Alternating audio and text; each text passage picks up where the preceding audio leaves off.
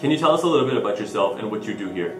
My name is Michael Shelsen, and I'm a campus recruiter for Central Canada at EY. I first came to EY right out of school, joined the assurance practice, absolutely loved auditing here. I had a lot of opportunities while I've been here, and became a manager in that group. And when I was a manager in audit, I got a call from Wendy Chow, who leads our recruiting group for not for Central Canada, but for all of Canada. And she asked me, do you want to come in and join our group? And how could I say no? Not only because Wendy's great, but the whole group's fantastic. So now that's what I do. I go to campus and I recruit students, hopefully just like you guys.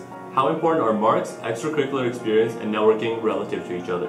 Yeah, that's a really good question. I think a lot of students want to know that, and sometimes they don't believe my answer, but I will tell you, by and large, networking is the #1 thing you need. Networking will always make the difference because, again, we want to see you in the light that if we were your clients, how are you going to interact with us? So that's really important. In terms of work experience, extracurriculars, and grades, I would say they're all kind of balancing between each other. So, if you have a lot of work, then maybe your grades aren't going to be spectacular or as spectacular. If you have a little less work, a little less extracurricular, we would expect to see some better grades. It's tough for me to give you kind of a benchmark as to where I want people to be, but I will generally say that grades are more or less a check mark. It's a check box. Do you have grades that are really going to get you there or not? And based on that, it really is a good mix of these different things that we're looking for, and everyone's different. So what does networking mean to you? Well, to me, I think networking is of course going to the events and all the different events that your schools run, your accounting societies run, and so on. But I also think that networking goes beyond that. Networking involves, following up with a recruiter. You can follow up with, a quick little email just saying, addressing, for example, I was the guy that talked to you about such and such, and love to see you at the next event, or a quick question. Sometimes you get these really long emails, and for recruiters, you can only imagine how many we do get, so it's tough to stay on top of them. But leveraging social media is also really important. I think if you guys embrace Twitter, 140 characters, that kind of solves a lot of the problems that we have. But on top of it, LinkedIn, some people do very good use of LinkedIn. Some people use Facebook and whatnot.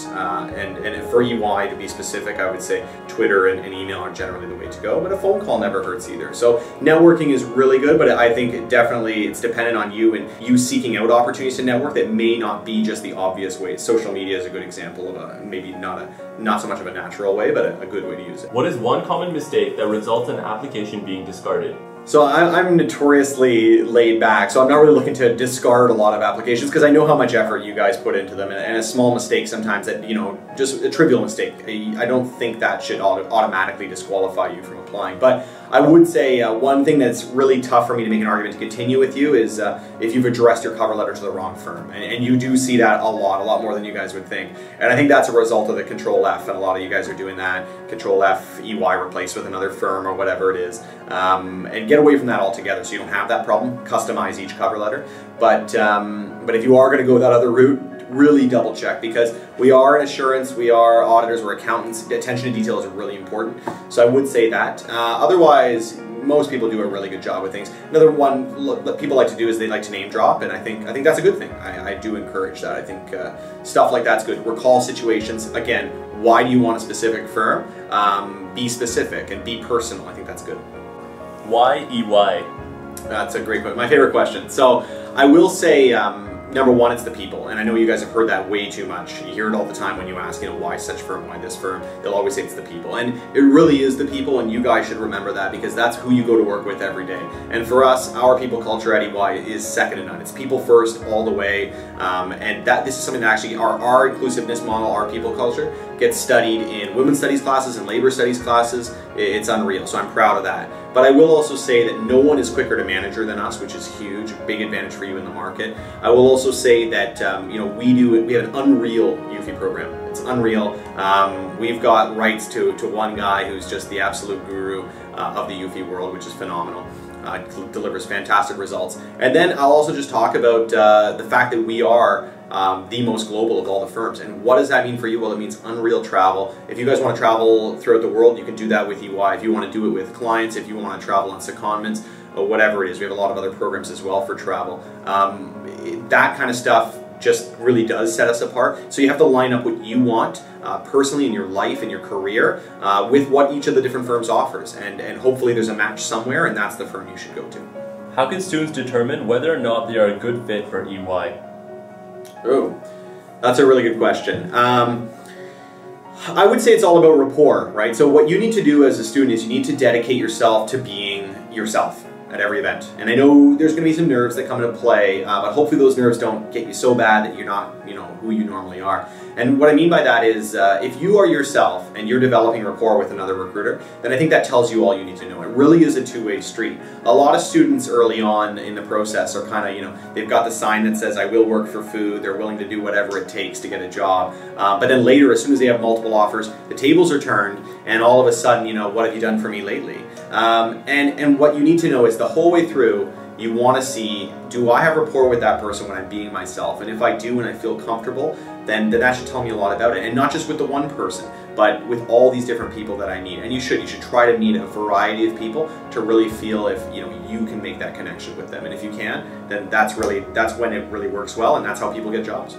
Would you recommend the CA-CPA designation to anyone else? I would. No, I will say that the CPA-CA designation is, to me, if you're thinking about any kind of designation, if you're thinking about doing your MBA and you're not sure, trust me, the CPA-CA will open countless doors for you in countless countries all over the place. And for me, it's been the single most powerful thing I've ever done for my career. Look at me, I mean, I've been so many places. I'm lucky to have been through 4 continents with EY. And everywhere I go, I'm recognized as a CPA-CA. And on top of it too, I would say that even looking at my career now, I started in audit, and now here I am recruiting students. It's so many doors will open for you in so many different paths. It's not all just about, hey, is it accounting? Yeah, it's accounting. But there's different kinds of things you can do. Business development, which you'll see very little accounting, but you have that structure, you have that ability to understand businesses, to understand how it works. You've seen things that other people haven't seen.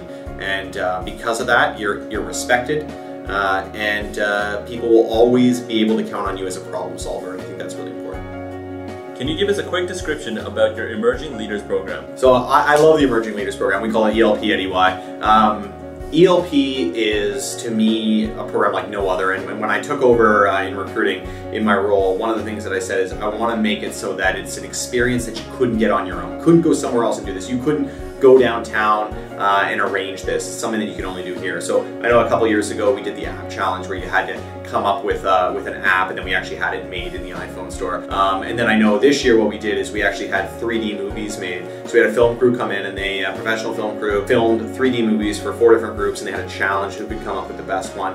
And then we went to the Scotiabank Theatre downtown. We watched them in 3D on the big screen with everybody. We brought a bunch of people from the firm. Something like that really kind of showcases the fact that we're looking for real people. We're not having an accounting challenge or anything like that. I know that you guys are going to be good accountants. I can tell that from your resumes. I can tell that from your transcripts and so on. But what I really do want to see is I want to see how do you interact with people? How are you in a team? And that's what ELP is all about. There's a bunch of other things that we do, but I don't want to give them all away because a lot of it is it's a surprise when you get into it. But let me just say, my goal is to make sure that it's the 2 best days that you have in university. And I'll tell you, talk to people who've been to ELP. I think a lot of them will agree that we succeeded.